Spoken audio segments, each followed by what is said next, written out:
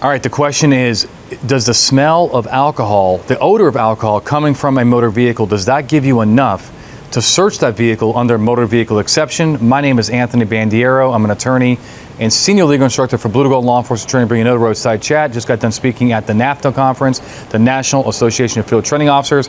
Great organization, and let's answer some questions. So this question comes from an officer in Texas. He says, hey, we made a traffic stop on some occupants, and or at least it might be a hypothetical, and let's say that we detect the odor of alcohol. We can actually smell alcohol come from the vehicle, but we don't see any open containers. I guess they don't admit that there's any open containers in there, but we can just smell this alcohol. Does that give us probable cause to search that vehicle? The answer is probably not. I mean, what is the motor vehicle exception? It's when you have facts or circumstances to lead a reasonable person to believe that there's evidence in that vehicle right now.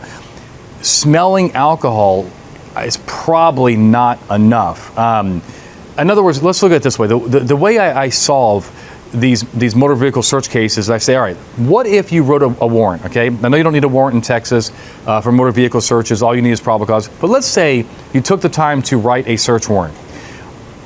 Do you think with those bare facts, just the smelling alcohol, do you think that a judge would actually give you a search warrant to search that vehicle for open containers? Maybe, maybe not. I think if they do, it's on the thinnest of circumstances.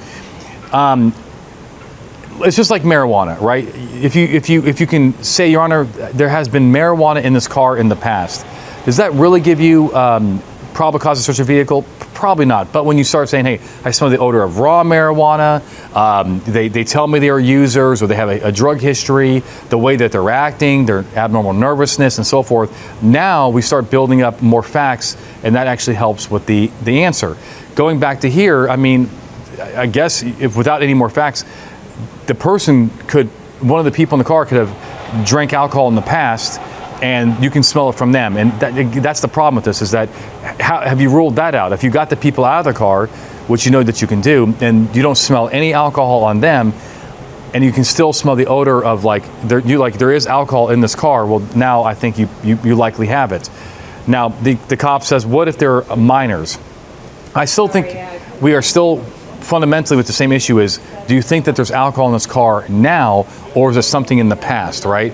Just because, let's say you have a minor that is under the influence, does that give you probable cause to search the car? No, you're gonna need some more facts about why you think there's alcohol in the car right now. That's what I think the answer is. I want you to think about it either way. If you're going to do it, articulate it, and articulate what would you tell the judge if you were gonna get a warrant. That's the best way to look at it.